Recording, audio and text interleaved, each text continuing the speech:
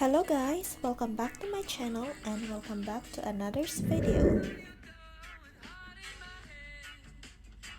In today's video, I will going to show you the items that I purchased online in nailshop.ae.